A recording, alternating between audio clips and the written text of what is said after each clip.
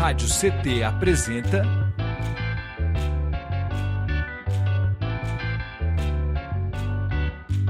SINDI-CT na Cultura, com Meire de Origem.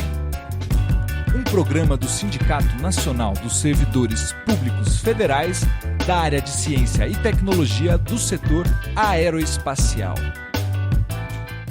Olá, olá, olá, web espectadores, ouvintes e ouvintas da Web Rádio CT. Está começando mais um episódio do SINDI-CT na Cultura comigo, Meire de Origem, uma realização do Sindicato dos Servidores Públicos Federais da área de Ciência e Tecnologia do setor aeroespacial em São José dos Campos. E vocês se conectam conosco através do nosso Spotify, também aqui no nosso canal do YouTube Rádio CT. Bom, se não for inscrito, já se inscreve aí, já deixa seu like também nesse vídeo, né? Eu sempre peço isso aqui para vocês, mas é para vocês nos auxiliarem, porque quando você deixa o like, o YouTube entende que o conteúdo é bom e ele ajuda a gente a disparar ele para mais pessoas, para que mais pessoas sejam beneficiadas das muitas conversas, né? Lembrando que toda semana tem conteúdo novo aqui no canal, certo? Então, auxilia a gente nesse processo aí. Bom,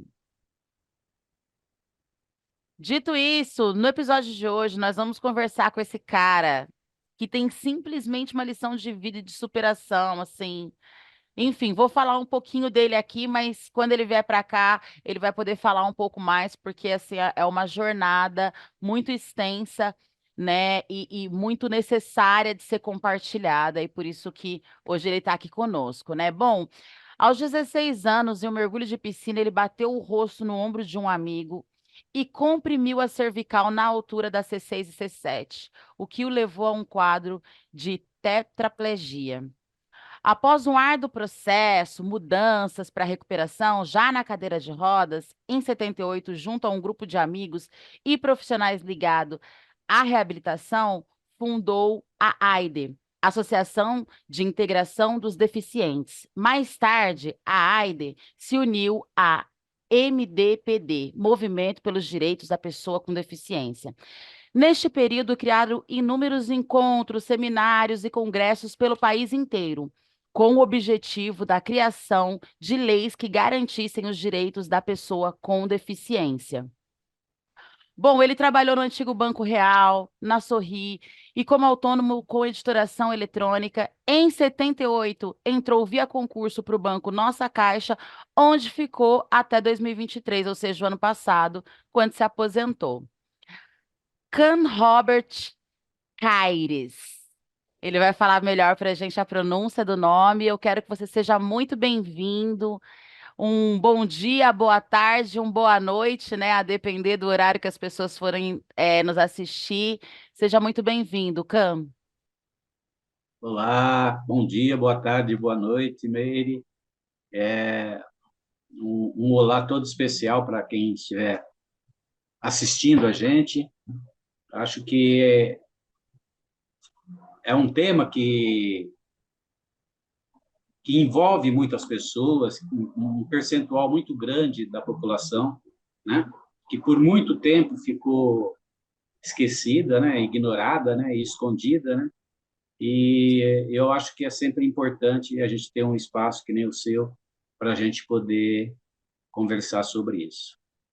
Eu fico feliz de ter participado de um período em que pudemos criar algumas legislações que transformaram em realidade algumas coisas em relação à pessoa com deficiência, né? Falta muito ainda, mas pelo menos a gente já tem todo o alicerce montado para, através de leis complementares e ações via Ministério Público, para que essas leis sejam cumpridas, a gente realmente pode transformar um pouco a vida de cada pessoa com deficiência, seja ela qual for. Que demais, assim, a gente que agradece, né? Agradeço em meu nome, mas também em nome do SINDI-CT, né? E da nossa audiência também.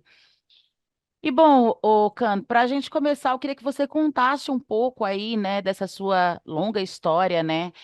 E quando que você percebeu que não teria outra opção senão lutar mesmo por inclusão, né, e integração, sobretudo, né? Fala um pouco para a gente desses processos.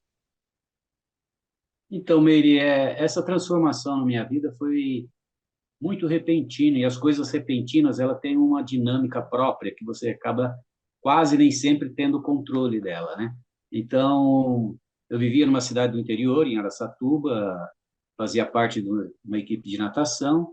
Num fim de semana, brincando com os amigos, tive esse acidente que você citou, e como lá não tinha recursos para fazer o tratamento, aí fui transferido aqui para São Paulo, o HC de São Paulo, fiquei internado de janeiro a dezembro de 73, tive uma recuperação acima do que se esperava a equipe médica toda, e a previsão era que eu nunca mais fosse sair da cama, e eu acabei conquistando o meu principal troféu, que foi a cadeira de roda. Eu fiquei muito emocionado em termos de felicidade, quando o médico autorizou a família a providenciar uma cadeira de roda para mim. Porque a previsão é de que isso nunca ia acontecer. Então, a cadeira de roda nunca teve uma, uma conotação negativa, um símbolo negativo na minha vida. Foi uma conquista grande. E que, graças a ela, eu pude tocar minha vida de uma forma, dentro das minhas limitações, de uma forma bastante ativa e positiva, né, em todos os aspectos, né? Então, aí, depois que saímos, a família acabou vindo para São Paulo, por causa do meu tratamento, tudo, e fiquei fazendo um período de reabilitação ambulatorial, desculpe, e, e nesse processo eu acabei conhecendo um grupo de pessoas com deficiência e profissionais que eram da antiga DRPV, Divisão de Reabilitação Profissional da Vergueiro, uma entidade, um braço do Hospital das Clínicas, onde se fazia, além da reabilitação física, também a reabilitação profissional, né? E nesse ambiente, chegou em 78, começou a se discutir muito como seria o Ano Internacional da Pessoa com Deficiência, decretado pela ONU, aqui no Brasil. Quem tomaria a dianteira disso? Quem iria realmente ser o protagonista? Aí nós nos reunimos com outros grupos também e decidimos criar, então, a AID, que é a Associação de Integração da Pessoa com Deficiência, para que a gente pudesse se organizar e assumir esse protagonismo. Paralelo a esse nosso movimento, aconteceram outros movimentos, como o MDPD, Movimento pelo Direito da Pessoa com Deficiência, que na época funcionava quase como uma confederação das entidades de pessoas com deficiência e para pessoas com deficiência. E ali se discutia todos os temas que a gente precisava levantar para exigir que fosse incluído que fosse respeitado no Ano Internacional da Pessoa com Deficiência, e que depois, no segundo passo, já depois do Ano Internacional da Pessoa com Deficiência, a gente começou a trabalhar todos esses grupos para que a gente fosse também protagonista na elaboração da Constituinte no que se referia aos nossos direitos. A partir daí, nós criamos a legislação, né, na Constituição, e essa legislação, e esses artigos na Constituição permitiu que os estados e os municípios criassem as leis, e a federação também, né, criassem as leis complementares, né, para que os nossos direitos citados na Constituição pudessem ser exercidos por todos nós. O primeiro passo foi em 89, foi em 99, quando foi criado o CONAD, Conselho Nacional do Deficiente, da Pessoa com Deficiência. Ali a gente, esse conselho funcionava em Brasília, e a partir dele foi que a gente criou também muitas, antes dele até, e perdendo um pouco aí no Cronologia. cronograma, na cronologia aí, a gente foi fazendo em 70, em 80, nós fizemos o primeiro Congresso Nacional da Pessoa com Deficiência, foi realizado em Brasília, e apareceu gente com deficiência do Brasil inteiro. Foi um choque de realidade que eu tive muito grande, porque parecia que eu estava num campo de, de refugiados de guerra, entendeu? Tamanha a pobreza, tamanha as necessidades, as dificuldades. Eu conheci pessoas que vieram do Amazonas, viajaram 5 dias de barco, um dia de ônibus, para depois pegar o avião e ir até Brasília. Entre eles, o que criou depois o NORAM, que era uma entidade relacionados aos hanseníases, né, as pessoas com hanseníase, e ele utilizava maca, não era nem cadeira de roda. E ele fez todo esse trajeto de maca. De maca. De maca. Então, foi uma coisa assim fantástica, foi revolucionário, foi fantástico. E então, esse foi o primeiro conselho, o primeiro congresso. Depois fizemos congresso em várias partes do Brasil para que facilitasse as participações de pessoas de todas as regiões, né? Paralelo a isso, aí a gente ia fazendo, ia criando também seminários, né? E encontros. Fizemos mesa redonda para discutir o assunto com todas as categorias profissionais. Tivemos muitas encrencas com o Conselho Regional de Engenharia, porque os principais obstáculos que nós temos, né, além do social, assim, é o físico, né? É a engenharia criada pelo homem que acaba criando escadas onde poderiam ter construído rampas, né? Eu, por exemplo, eu nunca estudei numa escola que eu tivesse acesso ao banheiro, por exemplo, né? Caramba, cara. Essa realidade a gente conseguiu mudar.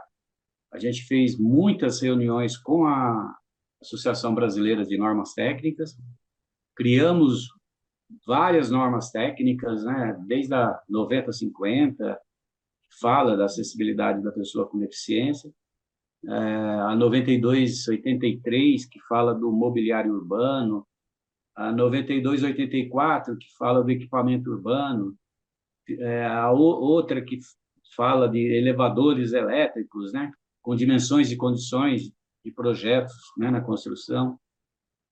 Ican, eu até ia te perguntar mesmo, eu acho que você já está até respondendo, que é a minha próxima pergunta, né? Se mudou muita coisa de lá para cá, e só essa fala sua já demonstra que mudou muita coisa, né? Nesse tocante às leis, né, em defesa dos direitos da pessoa com deficiência. Mas eu queria que você fizesse, assim, a sua análise com relação a essas mudanças também, assim, dentro dessa cronologia. Então, porque toda mudança a gente tinha que estar respaldado por uma legislação ou por uma norma, porque senão ficava dependendo da boa vontade política ali de um ou outro governante, né?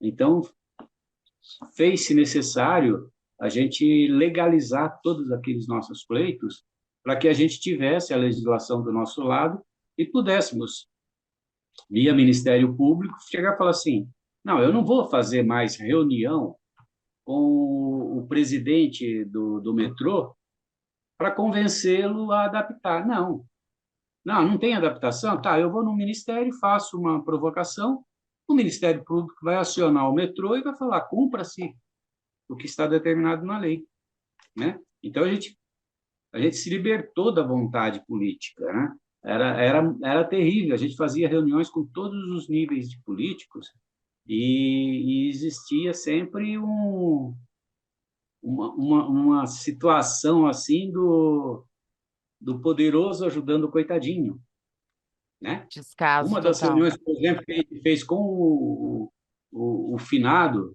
que Deus o tenha, governador Paulo Maluf, ele, quando eu percebi que ele estava querendo nos induzir para fazer uma propaganda política ao lado dele, eu falei, doutor Paulo, só tem um problema, o nosso estatuto não permite nenhuma, nenhuma posição político-partidária. Ele simplesmente levantou da cadeira dele e falou, então a nossa conversa termina aqui. Então as Olha, coisas eram nesses termos, né? Então eu não queria mais fazer reunião com o governador para falar, faz isso, tal, não sei o quê. Eu não, né? Desculpe a minha arrogância, minha presunção. Nós não queríamos mais fazer sim, parte sim. dessa realidade. Então, conseguimos elaborar com a ajuda de muita gente, acadêmicos, sabe, pessoas de muitas categorias profissionais, sabe, da Ordem dos Advogados, da USP, da PUC, sabe, organizavam e a gente estudava o que a gente estava querendo, né? E, e foi assim que a gente realmente conseguiu construir tudo isso, né? Parece assim que é uma coisa simples. Está na Constituição, pronto. Não.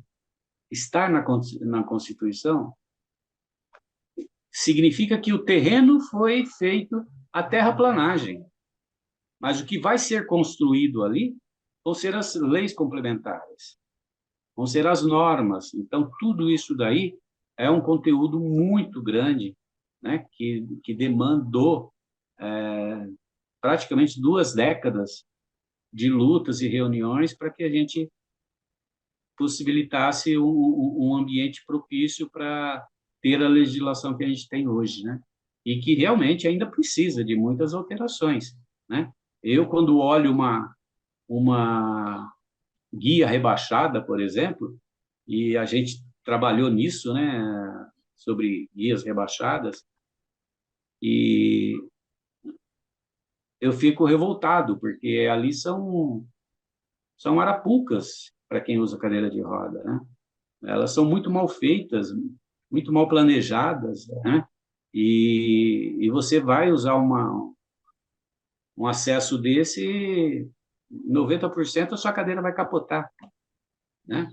Então, então tem coisas assim que você precisa realmente modificar e que ainda precisa da participação bastante ativa dos grupos, dos novos grupos de pessoas com deficiência, né? Acho que uma participação também coletiva da sociedade como um todo, né? Porque essas pessoas, elas são cidadãos e cidadãs, né? E, e aí eu acho que deve ser um esforço conjunto, né? Justamente porque, né, quando você fala em inclusão, mas sobretudo em integração, né, você está falando dessa igualdade que nós buscamos, né, em todos os setores, né, classes e grupos, né, eu acho que minimamente dá direito da pessoa se locomover, né, eu tenho um grande amigo, o Rony, ele é cadeirante também, ele teve paralisia infantil, e ele canta, né? Então, assim, aí ele fala como que era no início, ele é aqui de São José dos Campos também. No início, hoje, assim, direto eu encontro ele no satélite, em vários lugares, assim, ele anda de ônibus, né, para lá e para cá, faz as coisas. Mas ele fala, assim, desse processo também, como que era, né, quando ele começou a se apresentar, a fazer shows há quase 40 anos atrás. E assim, só que ainda tem tudo isso, né, que precisa ser melhorado, né? Como eu te falei antes, também tem uma tia deficiente visual. A gente vê as diversas formas de arapuca, como você falou, de armadilhas, né, montadas cidade afora para as pessoas portadoras de deficiência, né? Assim, cada um na sua condição. Então, eu acho que isso é um problema de todo mundo, né? Enquanto as pessoas não se tocarem disso fica essa dificultação toda para a gente conseguir avançar mais, porque até ia falar um pouco, pedir para você falar um pouco do processo da ID e do MDPD, mas eu acho que, né, prepassa um pouco disso também, né? Você tem que ficar lutando, lutando, como você mesmo trouxe aqui, né? Poxa vida, ter que fazer diálogos e simplesmente, eu acho que uma falta de respeito, né? Tipo, seu problema não é meu problema, ou, né, resolva o seu problema. Poxa, né, não. Então, é isso, né? Acho que é um problema de todos nós, né, o Cam? Sem dúvida, eu costumo dizer sempre, e nessas reuniões, nesses seminários, nessas mesas redondas que a gente participava, principalmente nas mesas redondas ou nos encontros com autoridades, eu sempre colocava o seguinte: olha, ninguém tem a garantia que vai viver do primeiro dia de vida ao último dia de vida sem ter uma deficiência. Ninguém tem essa garantia.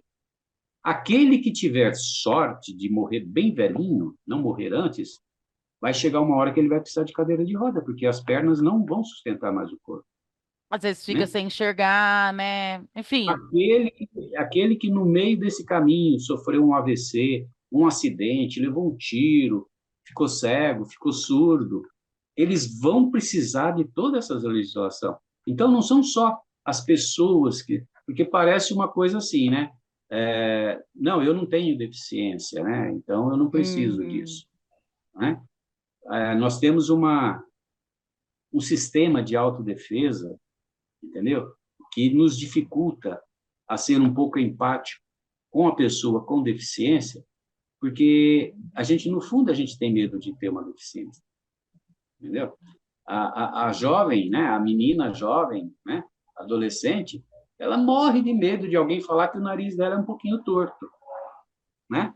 Então, todos nós temos um fantasma, né, de termos, entre aspas, defeitos que acaba nos prejudicando no nosso convívio social, na nossa carreira profissional, nas nossas possibilidades profissionais, tudo, né?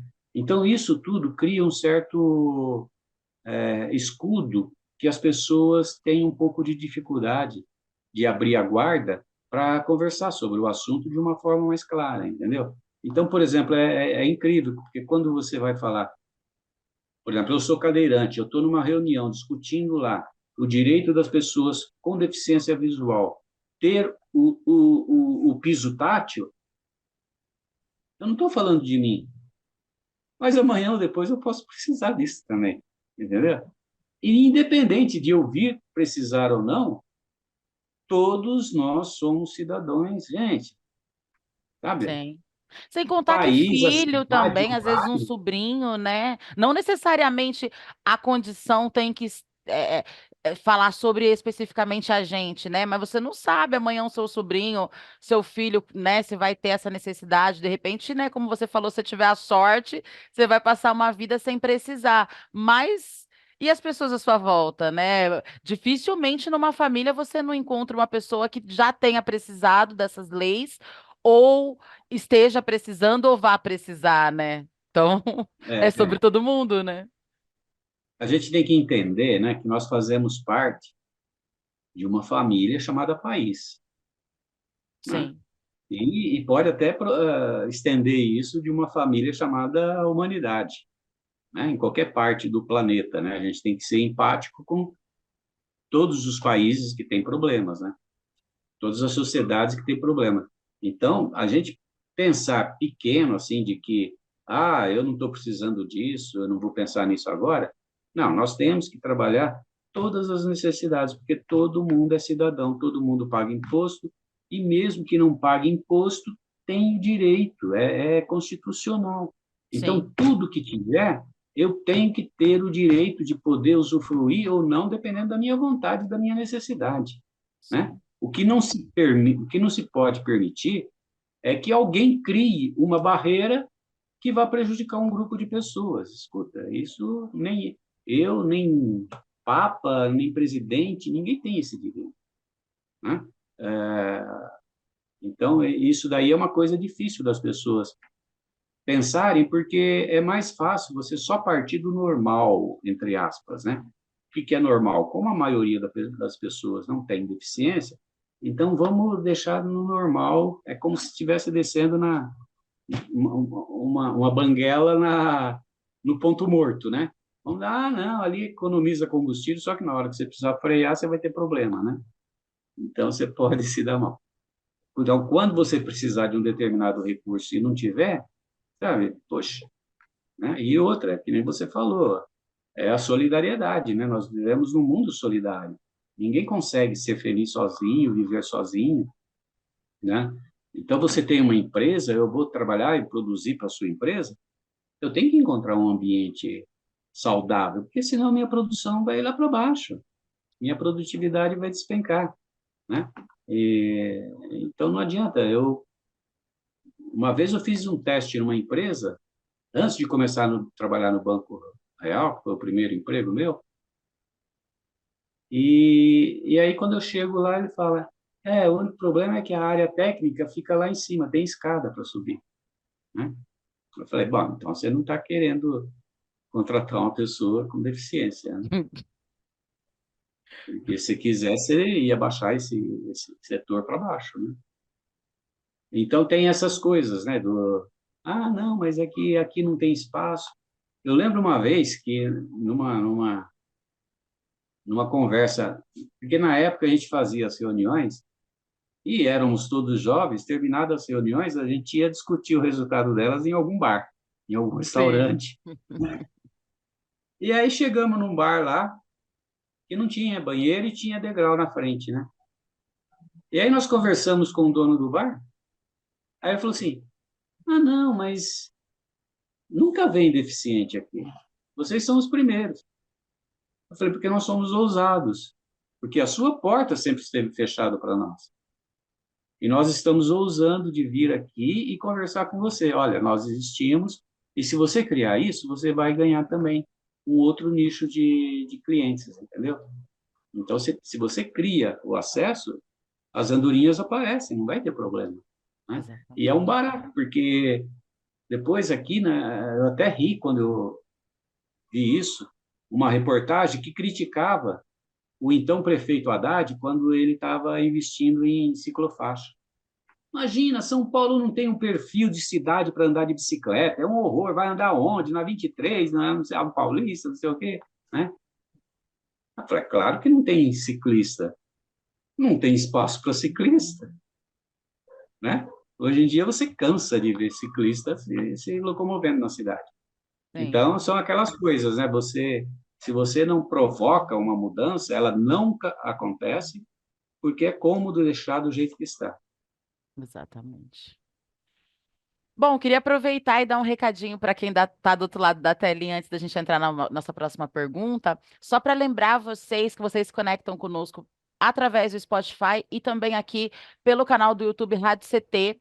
Tá rolando um chat aqui embaixo, então, e não esqueça de se conectar conosco através das nossas redes sociais. A produção está colocando no rodapé e está deixando o link também na descrição, assim como do nosso convidado de hoje, certo? Cam Robert, e a gente vai deixar também algumas referências, né, para pessoas que têm, né, que são portadoras de deficiência ou tem alguém na família, de leis, né, enfim, e de matérias que de repente seja interessante de vocês lerem e tal, porque eu acho que é sobre isso, né? O conhecimento, ele só é bom quando ele é repassado, né, Cam? E outra coisa, eu queria até que você falasse um pouco antes da próxima pergunta, que eu achei interessante sua última fala, ô Cam, sobre essa questão, né, quando a gente fala de ser um problema de todos e tudo mais, né?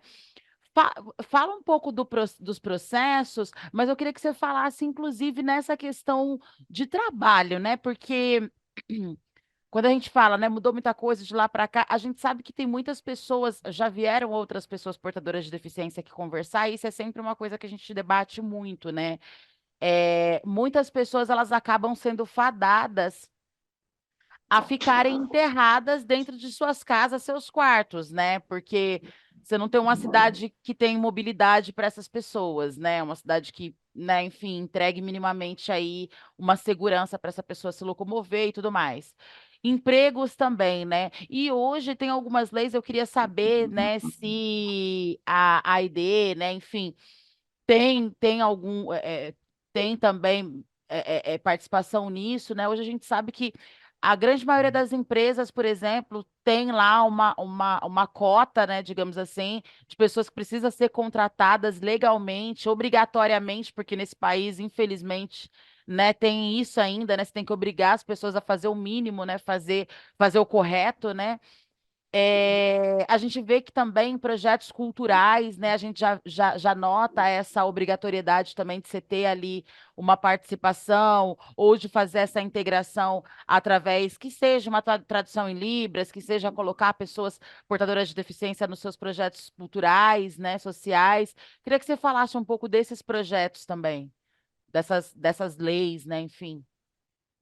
Então, essas leis, elas são compensatórias, porque se você não cria essas leis de cota, né, você não consegue transformar uma cultura de isolamento de um determinado grupo social, entendeu? É assim com negros, é assim com indígenas, é assim com pessoa com deficiência. Então, todos os países desenvolvidos que conseguiram superar essa questão, criaram, todos os países criaram leis de cotas. Por quê? É uma questão matemática na economia. O que é melhor para um país? Ter um grupo ou vários grupos improdutivos ou criar condições desses grupos serem produtivos? Entendeu? Se eu não trabalhar, não produzir um parafuso, o seu imposto vai ter que me sustentar. Entendeu? Então, todos nós fazemos parte de uma família e todos têm que ter a sua cota de produtividade, sabe, por mínimo que seja. E se não, hoje em dia, com a eletrônica, por exemplo, com o sistema digital, é impressionante como todo ser humano pode ser altamente produtivo, né? E então não tem como a gente não levar em consideração essas questões, né? Então nós lutamos, criamos a lei de cotas, foi através do trabalho da ID, do MDPD e de muitas outras entidades, da ADEVA, que era de pessoa com deficiência visual, do NID, que era Núcleo de Integração do Deficiente, que existe até hoje, a AID já não existe mais, o MDPD também não, mas existem algumas entidades que sobreviveram e que foram criadas depois, e que eu vejo um grupo de jovens, pessoas com deficiência, que estão lutando realmente para conquistar mais espaços, né? Isso é fundamental, porque a sociedade ela se renova a cada geração, né? Então, é fundamental. Eu mesmo participo de um grupo de WhatsApp que tem mais de 200 pessoas com deficiência, tudo, e estão tendo uma participação interessante, né, na discussão com as autoridades, tudo, e precisa ter. É uma dinâmica que nunca pode parar, né, Sim. porque a sociedade é toda uma dinâmica. Em determinado momento, você precisava aprender a utilizar uma enxada e um facão para ser produtivo, né? Hoje, as necessidades são outras, você precisa dominar um determinado aplicativo, uma determinada linguagem computacional, você precisa dominar determinados equipamentos eletrônicos. Então, isso daí veio somar para que cada vez mais as faixas da sociedade possam ser realmente ativas e produtivas, né? Seja em que nível for, né? E isso é fundamental. E tem muita coisa que precisa. Hoje eu fico revoltado ainda porque, por exemplo, se eu quiser comprar um apartamento agora construído, eu vou ter que comprar um apartamento com um quarto a mais para que eu desmanche esse quarto para ampliar o banheiro para eu poder entrar com cadeira de roda. Isso, para mim, é um absurdo nos dias de hoje. Tem que ter uma legislação que obrigue, né, que o habite só será dado se cada unidade de moradia tiver pelo menos um banheiro com acesso à cadeira de roda. Não precisa ser adaptado, porque cada um vai adaptar à sua necessidade. Mas tem que ter cadeira de roda. Se uma pessoa passa por uma cirurgia, precisa passar um determinado tempo usando cadeira de roda para se locomover, ela não vai poder nem entrar na casa dela. Isso é um absurdo, é uma coisa de uma ignorância medieval, na minha opinião. Entendeu? CDHU, né? O CDHU tem muito isso, né? E você vê que há um povo né, são pessoas que já estão nessa vulnerabilidade social, né? Enfim. E aí, como é que essa pessoa faz para mudar de casa, né? Porque daí você vê, às vezes a pessoa ela passa por essa questão, morando, sei lá, no segundo, no terceiro andar, e aí ela já está nesse grupo de pessoas que tem essa fragilidade, essa vulnerabilidade social, não vai ter dinheiro para alugar, para fazer, né? E como é que faz? Assim, não vai ter grana para quebrar um cômodo ou fazer todo, né? É muito triste. E quando eu falo do CDHU, porque a gente está falando de um projeto via governo Popular. federal, né? A gente está falando de um projeto que, teoricamente, deveria ser pensado para todas as pessoas e corpos, né? Seja em que nível for, né? Municipal, estadual ou federal, né? Sim. Toda edificação tinha que levar em consideração isso daí. Se não me engano, é que eu estou um pouco desatualizado, mas eu acho que existe legislação com isso. Eu acho que só está precisando mesmo é provocar o Ministério Público, mas a resistência é muito grande, entendeu? As construtoras são um absurdo. Eu lembro na época que a gente ainda estava brigando por acessibilidade, no próprio Banco Real, não sei se você conhece aqui na Avenida Paulista, o prédio que era do Banco Real, ali perto do MASP, perto Sim. da Fiesp, então ali que eu trabalhava. Ela não tinha acesso à cadeira de roda, eu tinha que entrar pela rampa da garagem. E eu, por ser uma pessoa bastante comunicativa, tudo, acabei criando amizade com a filha do dono do Banco Real, a Júnia. Ela era gerente do setor de comunicação interna do banco, onde fazia aqueles jornais e tal, e ela pegou, organizou, porque aquele prédio lá tem uma praça enorme dentro, né? E ela organizou umas exposições.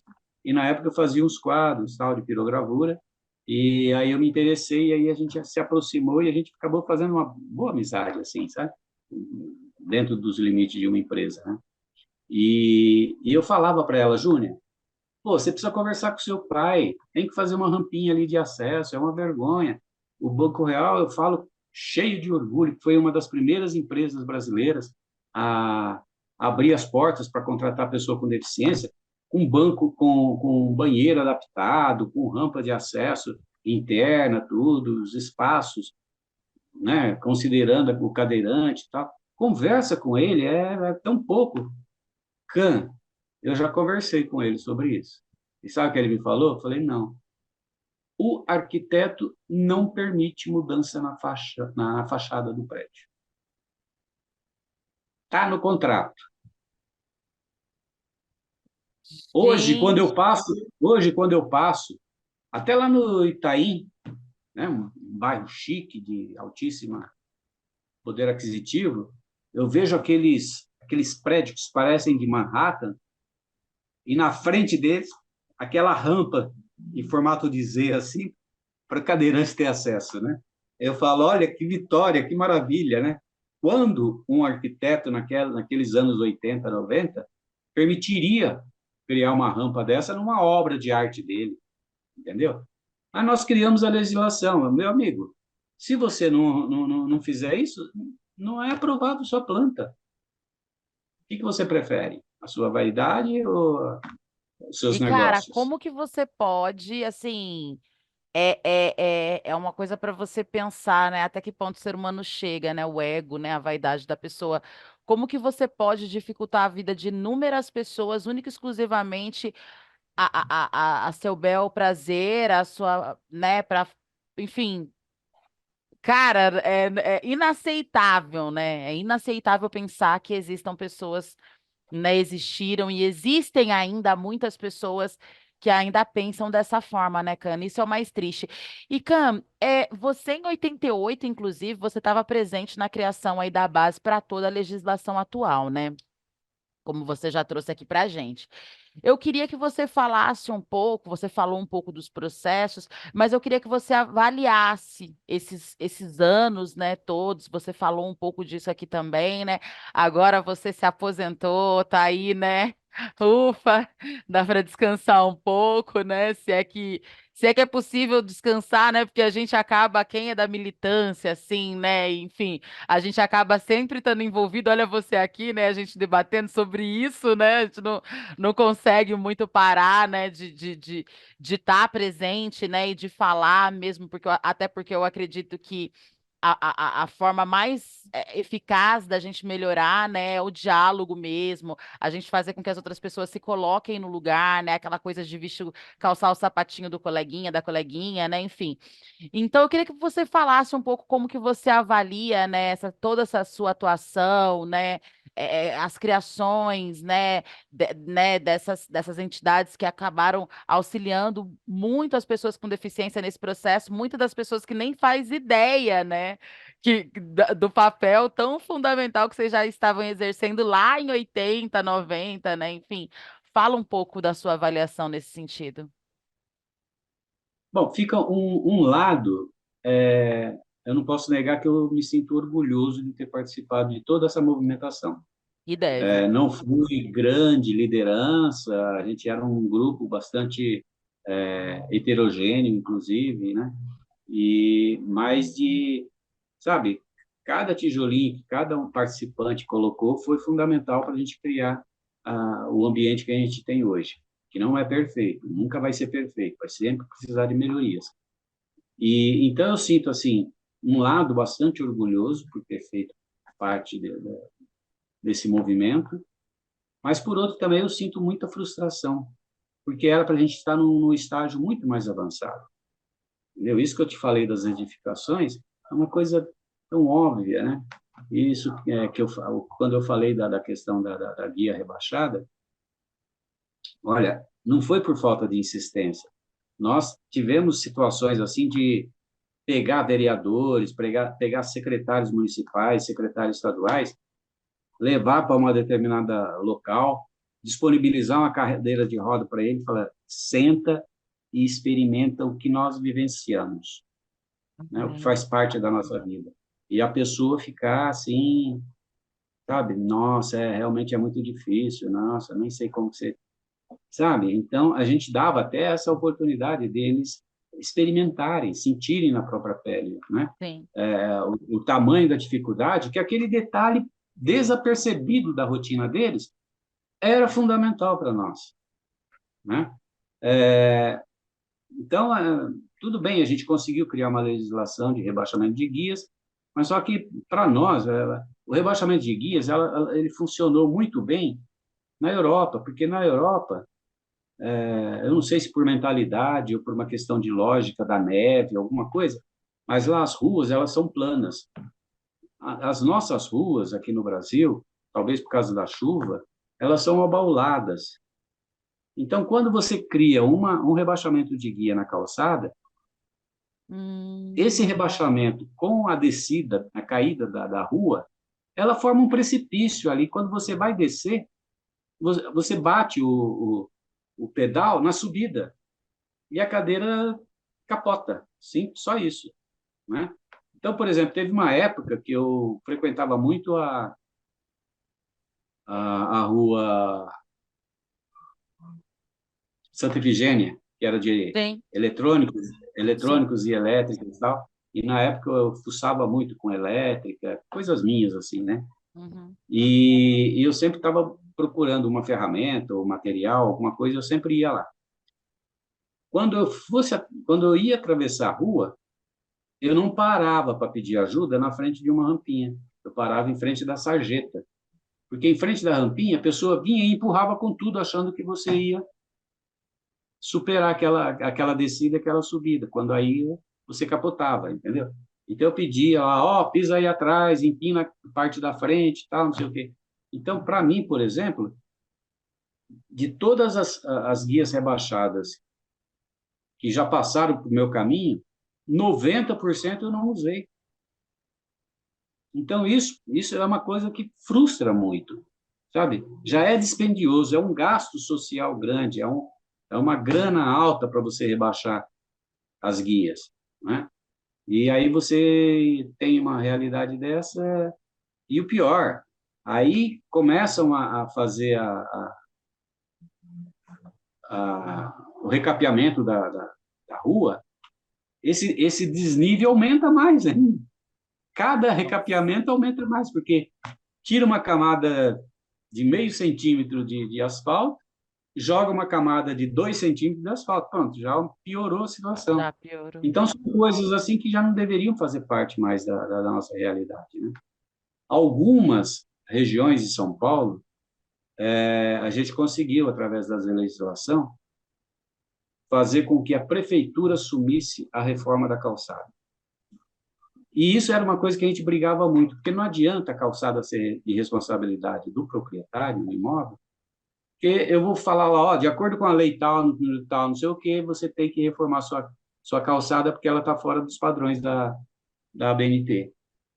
Aí ele chega lá, chama o pedreiro lá, ô Zé, vem aqui, ó, dá uma consertada aí na sua... Ele vai fazer sem respeitar o caimento transversal da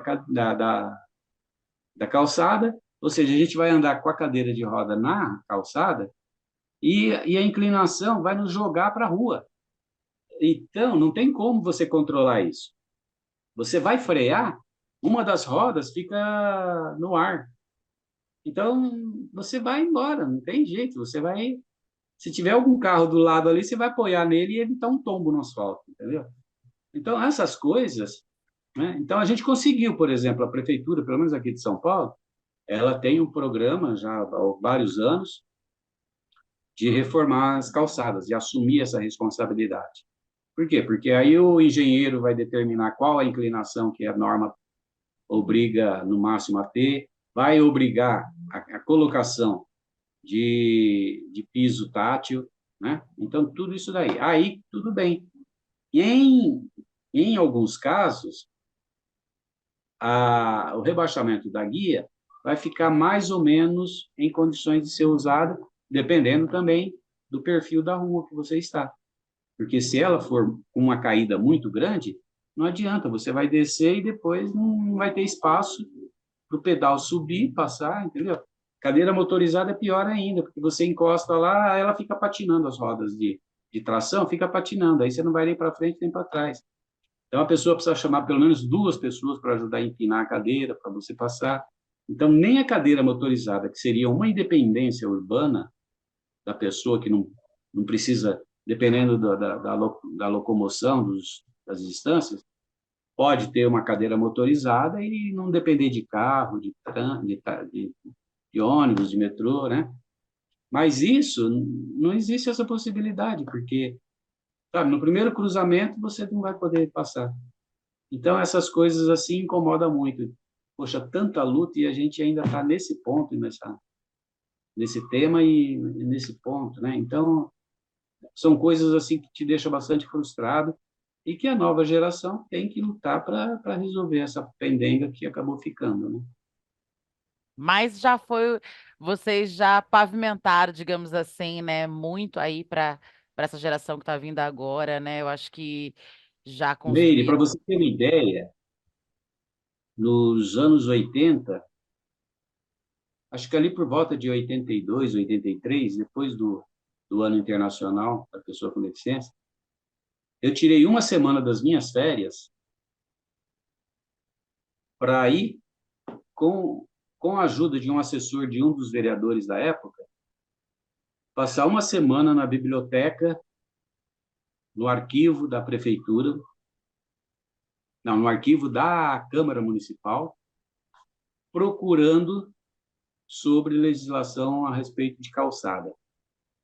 Comemos poeira e pó, assim, terrível. Passei uns 2 meses, assim, sentindo ainda o cheiro do pó e da coisa, daquele mofo que ficava lá nos Da armários de biblioteca. coisa. Então, encontramos uma legislação sobre calçadas. Então, nós conseguimos criar legislação, criar uma norma, né? Hoje a ABNT, ela tem essa norma, entendeu? Mas tem que ser via prefeitura. Não adianta o pobre coitado do Zé lá, ele não vai saber que a regra é determinado grau de caída da calçada, né? Ela não pode ter... Eu vi, por exemplo, eles fizeram aqui na Borges de Lagoa é uma rua aqui da Vila Mariana, que tem muitas clínicas de coisas médicas, né? Uhum. Clínica, não de consultas médicas, mas de equipamento, de cadeira de roda, de Sim. cirúrgicas, né? Lojas cirúrgicas. E, e aí eu vi que eu sempre tinha uma loja, assim, de cadeira de roda, numa determinada situação, porque tem uma parte da rua que ela é bem íngreme, e, e aonde parava o carro, você não tinha condições de descer de cadeira de roda, porque a vaga era com uma inclinação quase de 30 graus, absurda, né? Aí, quando a prefeitura fez a reforma da calçada na Borges de Lagoa, aí eu, sempre quando eu voltava do serviço, eu passava pela Borges, aí eu reparei, a loja, ela precisou entregar o imóvel e alugar um outro imóvel, porque ela não podia mais fazer da calçada a rampa de acesso para a loja dela, entendeu? Que é o que muita gente faz, né? Às vezes o piso térreo da casa é muito elevado, aí ele pega e faz uma rampa na calçada lá para o carro poder entrar. Só que quem está de cadeira de roda não vai poder passar na calçada Exatamente. naquele espaço ali, né? Então, se fosse em outros tempos, imagina, a gente ia conseguir, sabe, fazer o comerciante lá mudar de imóvel só por causa disso, né?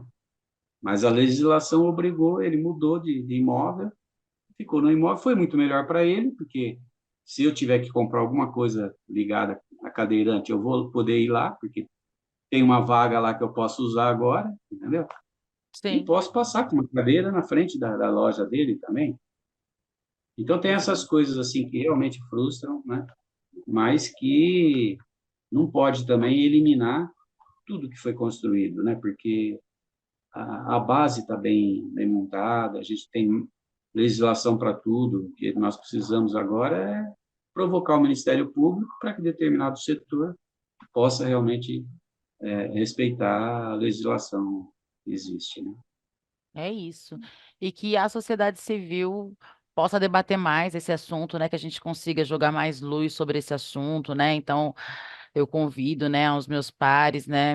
Enfim, pessoal de sindicatos e de todas, né? De todas as categorias e classes, né? Para a gente falar mais sobre essa questão mesmo, trazer mais luz de fato, né, evidenciar mesmo tanto as dificuldades quanto as conquistas, mas para que a gente possa realmente conseguir avançar, né? Então, se unir à luta, né? Ah, vai ter uma movimentação ali para solicitar uma reforma X ou para fazer, né, algo Y que vai auxiliar aí nessa integração, nessa inclusão, né, do PCD, vamos estar junto, né, enquanto sociedade civil, vamos lá, botar a boca no trombone junto, porque é problema de todos nós, né, como a gente falou no começo do programa. Ocan, a gente está aqui nos momentos finais, eu queria que você fizesse as considerações finais, assim, passa muito rápido, como a gente falava, né, antes, a gente falava aqui em off ainda, nos bastidores, mas eu quero, assim, te parabenizar, né, por toda essa sua história, né, é, mas, sobretudo, por ter ressignificado, né, esse momento e convertido esse momento que, para muitas pessoas, seria só de frustração e, de repente, até de desânimo, né, enfim, cada pessoa lida de uma forma, mas você se ressignificou de uma forma belíssima e não só em favor próprio, né? Quantas pessoas não são beneficiadas Brasil afora a partir dessas movimentações do CAN e, claro, né, de todas as pessoas envolvidas nesse processo, né? Mas então, assim, estamos com você hoje aqui. Eu queria te parabenizar e agradecer você, né, em nome das pessoas que me cercam, que têm algum tipo de deficiência, né? Em meu nome também, porque é o que você trouxe antes, eu achei muito interessante essa fala. E é sobre isso, né? Nós vivemos em sociedade e não e é impossível ser feliz sozinho de fato, então a felicidade do outro é a minha também e precisa ser assim, né? Vice-versa. E deixar o programa de portas abertas para você voltar para a gente conversar mais, porque tem assim, gente, vocês não têm ideia da build desse cara, é muita coisa para conversar, né? Que a gente só deu passada por algumas coisas, mas é muita coisa mesmo, né? E feliz de saber que nós temos o CAN, né, o CAN aqui no Brasil, fazendo essa revolução, né, para as pessoas com deficiência, né? E agora queria que você falasse, né, nesse cenário atual, quais as suas expectativas, né? Descansar ou continuar metido na luta? Como é que vai ser agora? Fala um pouquinho disso pra gente. Olha, Meires, deixa eu só fazer uma correçãozinha aí, se me permite. Não é o CAN, sabe? Junto com o CAN, teve a Maria Lourdes Guarda. Ela foi uma líder na América do Sul e ela não podia sair da maca. Ela viajava a América do Sul inteira discutindo isso através da Fraternidade Cristã de Deficientes. Ela viajava a América do Sul inteira, América Latina inteira, entendeu? Ela era presidente da Fraternidade da América Latina. Sabe, tinha o Cândido, um jovem engenheiro que levou um tiro na ditadura e ficou cadeirante, Gilberto Fraqueta, o Rui Bianchi, que tem, inclusive, um legado muito grande, que é uma documentação de toda essa época, que ele criou jornaizinhos, revistas, tudo, e que a gente está batalhando aí para ver se consegue não perder esse acervo, né? Sabe, tem a Lia, sabe, são muita gente, né? Era um grupo assim que aqui de São Paulo tinha reuniões nossas que a gente juntava mais de 100, 200 pessoas, né? Umas participando mais diretamente, outras mais dando apoio e dando Sim. representatividade para o grupo mais atuante. Então, tinha muitas pessoas, né, que fizeram parte disso daí, que infelizmente já não está mais entre a gente. Eu também estou meio quase que de saída, né, porque são 51 anos de cadeira de roda, então o esqueleto já começa a reclamar muito, né? Então, eu contribuo, assim, num evento que nem esse que você criou, um ou outro que o pessoal cria e me convida para participar, mas uma participação mais efetiva, não dá mais para eu participar, porque em determinados ambientes eu não me sinto confortável de falar, precisa fazer isso, precisa fazer aquilo, precisa fazer aquilo outro. Tá, e você vai fazer? Não, eu não posso fazer. Bom, ideias todo mundo tem. O que nós precisamos é de pessoas que executem. E eu não tenho mais condições de executar. Então, eu não tenho condições de sair para uma reunião à noite, para no dia seguinte participar de uma reunião com um dirigente de uma empresa, ou uma autoridade municipal ou estadual, ou participar de um seminário. Sabe, eu acho que todo mundo tem, tem o seu período de fazedor das coisas, entendeu?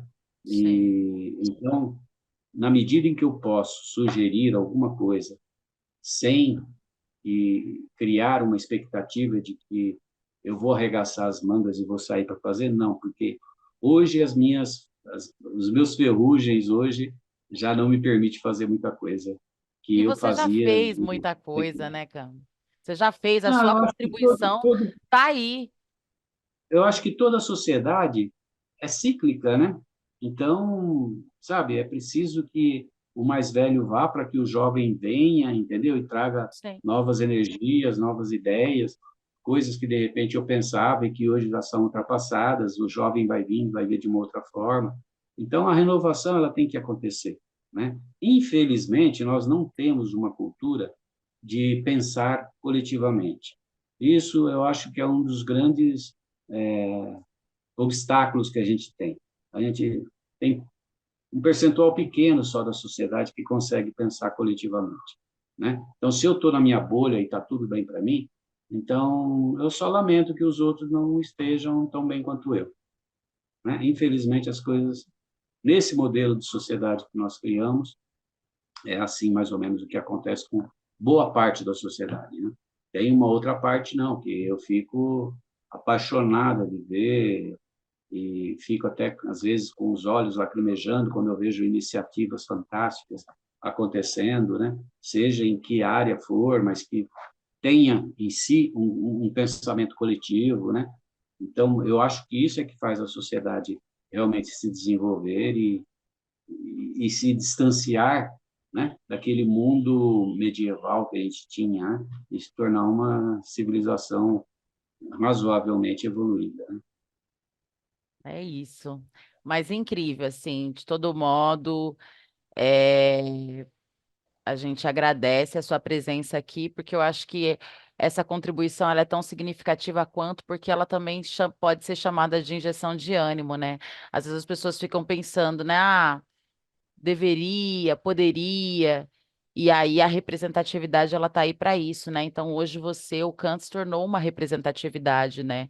É esse cara que está há mais de 50 anos na cadeira de roda e que se mobilizou junto com tantas pessoas incríveis para minimamente transformar a história, né, e vidas de muitas pessoas Brasil afora, né? Então, assim, mérito tem que ser dado mesmo. Cam, muito obrigada por abrir essa Imagina. agenda, seu coração, contar tanta coisa pra gente, nos contagiar aqui e encher a gente, né, né, os nossos corações com esse espírito de solidariedade. Fica à vontade aí para fazer as considerações finais, meu querido. E eu quero agradecer Bem, também o Moacir, meu colega, meu camarada, meu querido amigo Moacir, que me indicou, falou: conversa com meu amigo Cam, o cara é sensacional. E é mesmo, Moacir. Muito obrigada, meu querido. Moacir Pinto, grande Moacir o Pinto. O Moacir é suspeito, desconsidere muito o que ele falar sobre mim, e você talvez comece a ficar suspeita também, mas eu que agradeço o espaço que você criou, sabe, e parabenizo por ter criado esse espaço, né, onde as pessoas podem levar uma informação, sabe, que às vezes fica um pouco fora da grande mídia, né, da discussão diária das pessoas, né?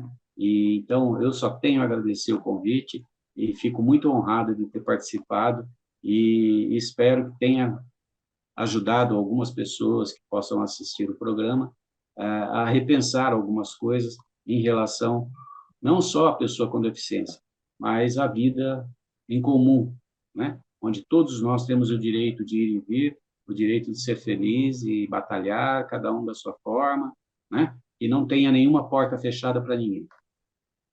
É isso, máximo respeito. Muito obrigada mais uma vez.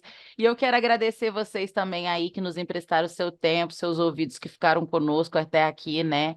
Compartilhando demais esse momento tão importante, mais essa troca tão necessária, né? Esse foi mais um episódio do SINDI-CT na Cultura, uma realização do Sindicato de Servidores Públicos Federais da área de Ciência e Tecnologia do setor aeroespacial. Então, quero já aproveitar para agradecer o SINDI-CT também por abrir esse espaço aqui, né? Enfim, esse espaço de troca, tanto das artes, da cultura, mas também das movimentações sociais e populares, tudo aquilo que diz respeito ao bem viver. E queria te dizer, né, para vocês continuarem nos acompanhando, tanto aqui, né, pelo YouTube, quanto pelo Spotify, também nas redes sociais, né, acompanhando lá nosso querido convidado de hoje também, o Can. E eu vejo vocês no próximo episódio. Can, tamo junto mais uma vez, satisfação, muito obrigada. E é isso. Feliz ano aí, né, que já começou daquele jeito, já estamos em março. É Um verdade. abraço. Um abraço. Tchau, tchau. Tchau, tchau.